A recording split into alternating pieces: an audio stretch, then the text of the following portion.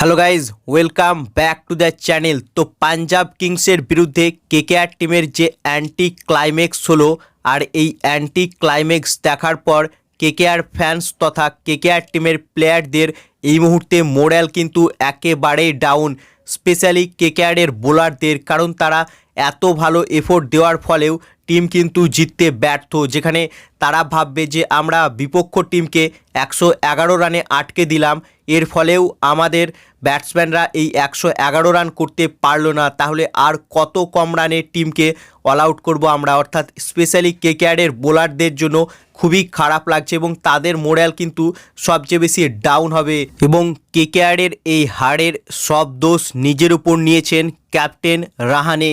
তবে শুধু রাহানের একা দোষ নয়, এর পাশাপাশি সমানভাবে দোষী কেকেআরের হেড কোচ চন্দ্রকান্ত পণ্ডিত আর মেন্টর ডোয়েন ব্র্যাভো।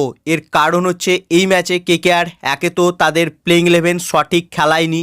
মঈন আলীকে কেন বাদ দিয়েছিল? মঈন আলীকে বাদ দেওয়া একেবারেই ঠিক ডিসিশন হয়নি, কারণ যেখানে এই ম্যাচে স্পিনাররা কত সুবিধা পাচ্ছিল। যজবেন্দ্র চাহাল 4টে উইকেট নিয়েছে, ম্যাক্সওয়েলও বিপক্ষ টিমের হয়ে 1টে উইকেট নিয়েছে, কেকেআরের হয়ে বরুণ চক্রবর্তী, সুনীল নারিন 2টো করে উইকেট নিয়েছে, আর মঈন আলীকে তারা এই ম্যাচে বাদ দিয়েছে। অর্থাৎ কেকেআরের স্ট্র্যাটেজি ছিল তারা কন্ডিশন অনুযায়ী মঈন আলীকে খেলাবে, কিন্তু কেকেআরের কোচিং স্টাফ তারা এটা বুঝতে পারছে না যে মঈন আলী একাদশে খেললে টিমের মধ্যে অনেক ব্যালেন্স নিয়ে আসবে, সে একটা এক্সট্রা ব্যাটসম্যান পাবে, প্লাস 4 ওভার কোয়ালিটি স্পিনের সুবিধাও পাবে। এবং মঈন আলী এখন পর্যন্ত বল হাতে কোনো ম্যাচে সে খারাপ পারফর্ম করেনি, প্রত্যেক ম্যাচেই উইকেট নিয়েছে, কিন্তু কেকেআর সেটা করছে না, তারা কন্ডিশন অনুযায়ী প্লেইং ইলেভেনে চেঞ্জেস করছে। তবে আইপিএলের ইতিহাসে যদি মোস্ট এক্সপেন্সিভ স্পেল দেখো, তাহলে সেটা কিন্তু একজন ফাস্ট বোলারেরই, জোফরা আর্চার, যেটা এবছর কনসিড করেছে, স্পিনারের নয়। তবুও তারা কেন মঈন আলীকে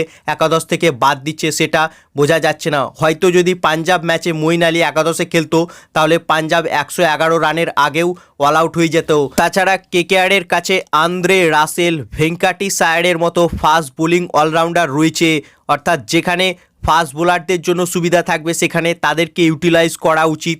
আর মঈন আলী যদি খারাপ পারফর্ম করে বল হাতে, তাহলে তাদেরকেও বল দিতে পারে কেকেআর, তাহলে মঈন আলীকে একাদশ থেকে বাদ দেওয়ার কোনো মানেই হয় না। তবুও কেকেআর টিম বারবার এই ভুল করছে আর বারবার ম্যাচ হারছে। মঈন আলী যে ম্যাচে খেলেছে সেই ম্যাচেই কেকেআর জিতেছে, আর যে ম্যাচে খেলেনি সেই ম্যাচেই কেকেআর হেরেছে। আর এই পাঞ্জাব ম্যাচে কেকেআরের কোচ পণ্ডিত সবচেয়ে বড় ভুল করেছিল যখন কেকেআরের লাগাতার উইকেট পড়ছিল এবং যখন last recognise batsman Ramandeep Singh নাম ছিল, তখন তার উচিত ছিল যে রামানদীপ সিংকে একটা সিরিয়াস ইনস্ট্রাকশন দিয়ে তাকে বলতে হতো যে প্রথম কয়েকটি বল তুই যেন ডিফেন্স করিস, একেবারেই যেন উল্টো পাল্টা শট না খেলে, কিন্তু সে কোনো ইনস্ট্রাকশন তাকে দেয়নি। আর রামানদীপ সিং এসেই প্রথম বলেই প্যাডেল সুইপ করতে গিয়ে আউট হয়।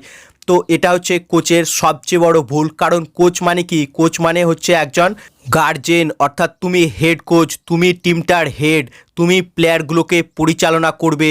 তোমার কাজ হচ্ছে প্লেয়ারগুলো ভুল করলে তাদেরকে বকতে হবে, তাদের কোথায় কি করতে হবে সেটা তোমাকে ইনস্ট্রাকশন দিতে হবে, তাদেরকে এক কথায় পথ দেখাতে হবে তোমাকে। কিন্তু তুমি ডাগ আউটে মূর্তির মতো বসে থাকছো আর প্লেয়ারগুলো আসছে আর যাচ্ছে। অর্থাৎ লাস্ট রিকগনাইজ ব্যাটসম্যান যখন রামানদীপ সিং নাম ছিল, তখন তোমার উচিত ছিল তাকে সিরিয়াস ইনস্ট্রাকশন দেওয়ার, অর্থাৎ আমার কথা শোন যে প্রথম বলেই গিয়ে সে ডিফেন্স করবি, কিন্তু তুমি সেটা করনি। আর সে প্রথম বলেই গিয়ে ভুল করে ফেলে, প্যাডেল সুইপ খেলে আর প্রথম বলেই আউট হয়ে যায়। অর্থাৎ হিরো সাজতে গিয়ে জিরো হয়ে গিয়েছে কেকেআরের ব্যাটসম্যানরা এদিন পাঞ্জাবের বিরুদ্ধে। আর কোচ কেকেআরের কিন্তু একেবারেই অযোগ্য, এই কোচ কিন্তু চলবে না। তাই পরের বছরের জন্য কেকেআরের কোচিং স্টাফ কিন্তু বদলাতেই হবে, কারণ এই কোচেদের দিয়ে চ্যাম্পিয়নশিপ ধরে রাখাও যাবে না আর চ্যাম্পিয়নশিপ হওয়াও যাবে না। তাই পরের বছর কোচিং স্টাফে পরিবর্তন আনতেই হবে কেকেআরকে, যেখানে ইয়ন মর্গ্যান, ইরফান পাঠানের মতো প্লেয়ার রয়েছে যাদের ক্রিকেটিং সেন্স খুবই ভালো, তাদেরকে কেন কেকেআর অ্যাপ্রোচ করেনি কোচের জন্য? ইভেন এই চ্যাম্পিয়ন টিমে কোনো ব্যাটিং কোচ নেই, তাই যদি ইয়ন মর্গ্যান বা ইরফান পাঠানের মতো প্লেয়ারদের কোচিং স্টাফে নিয়ে আসতে পারতো, যাদের ক্রিকেটিং স্ট্র্যাটেজি খুবই ভালো। এবং এই ম্যাচ রিভিউতে ইরফান পাঠান জানিয়েছেন যে কেকেআরের কোথায় কোথায় ভুল হয়েছে, তাই তাদেরকে কিন্তু কোচিং স্টাফে নিয়ে আসতে হবে কেকেআরকে চ্যাম্পিয়নশিপ জিততে হলে। বাকি তোমাদের কি মনে হয়, কেকেআরের কোচিং স্টাফ কি পরিবর্তন করা উচিত? তোমাদের কি মতামত এ বিষয়ে তা কমেন্টে লিখে জানাও এবং ভিডিওটি ভালো লাগলে ভিডিওটিকে করো লাইক এবং আইপিএল ও কেকেআর সম্বন্ধে আরও খবর পাওয়ার জন্য চ্যানেলকে করো সাবস্ক্রাইব। ধন্যবাদ।